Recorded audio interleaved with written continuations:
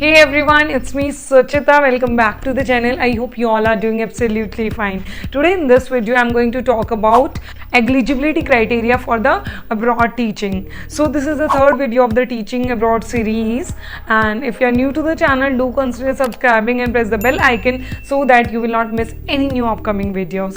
So without any delay, let's into the video. So the first requirement is a bachelor degree in that subject in which you want to apply as a teacher. Bachelor degree is a must, and if you have a master degree, that will be an add-on or as a preference you will get. Second one is B.Ed or bachelor in education. Every country will ask for the teaching certificate which will make you as a skilled teacher. Third one is at least 2 to 3 years of teaching experience from your country or any other country if you have ever taught. Fourth one is the reference letter from the past institutions you ever taught. Yes, they will ask for the reference letter in which there are some reference written by your HR or your head of the department or your colleague or maybe your school principal who have written some few lines specifically about you, your work experience and what all duty you have done, or maybe something extra you have done as a teacher in their institute. Next one is attested documents. Yes, if you want to apply for the teaching job in abroad, every country will ask for the attested documents. They will try to check the authenticity of your degree. What you can do, you can keep the document ready attested if you want to start applying for the job outside. So that document must be attested from the state government and the embassy of that particular country. Regarding the attestation, I will make a separate video and I will explain all the things step by step. Next is the English language test. Yes, to check your proficiency in English language and your level where you are standing, how well you are able to teach their students, they will use two tests, IELTS and TOEFL.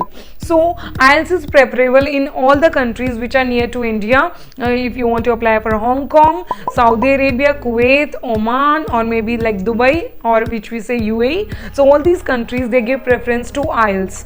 Plus IELTS is only for the subjects which are other than English. For English, they do prefer TOEFL. So if you are an English teacher, you go for the TOEFL exam, and if you are going to teach other subjects and you want to apply the countries which are near to India, you will go for IELTS.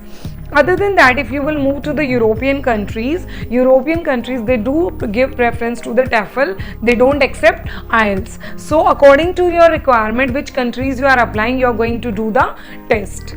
Next one is language test. Yes, this is the local language test. If you are good in their language, for example, if you are trying to move to Canada, so they do ask you what is your level in the French language. Maybe you are the beginner, you are middle or advanced. So this seventh requirement is just a preference. If you are good in their local language, so they will prefer you. If you are going to look for the Gulf country, you must have basic knowledge of the Arabic language. If you are looking for Hong Kong, basic Chinese language, or Canada, or maybe Australia, so that, or maybe Netherlands and New Zealand. So according to the country, you must have a basic knowledge of their local language, which will help you to have a better communication with the students and to understand their problem and to solve them in a better way. Once you will fulfill all these requirements, the last but not the least point is the teaching license. Yes, most of the countries are not taking Indian teaching certificates as an authentic certificate. For example, you do your CTET, HTET or any state level TET exams, so they do not consider those exams as you can say the examination of your teaching skills. So what they have, every country have their teaching license exam. So once you will clear all these requirements, once you will fulfill all these requirements, what you have to do, once you will get the offer letter, you have to appear for that country teaching license exam, and that exam included a written, a demo plus a face-to-face interview. So mostly all these three steps are included in the teaching license exam, and once you will clear these steps, you will be ready to teach in that particular country. I hope I am able to clear your doubts. If you still have doubts, please keep on adding in the comment box, and any specific question is coming in your mind, because after all these videos, I'm at the end of the series, maybe at the 8th or 9th video, I'm going to consider a Q&A video of this series. So I will take all your questions. And if you watch the video till here, if you like the video for whatsoever reason, give me a thumbs up and subscribe to the channel. That's all for today. Keep growing, keep making this community stronger. Let's help each other.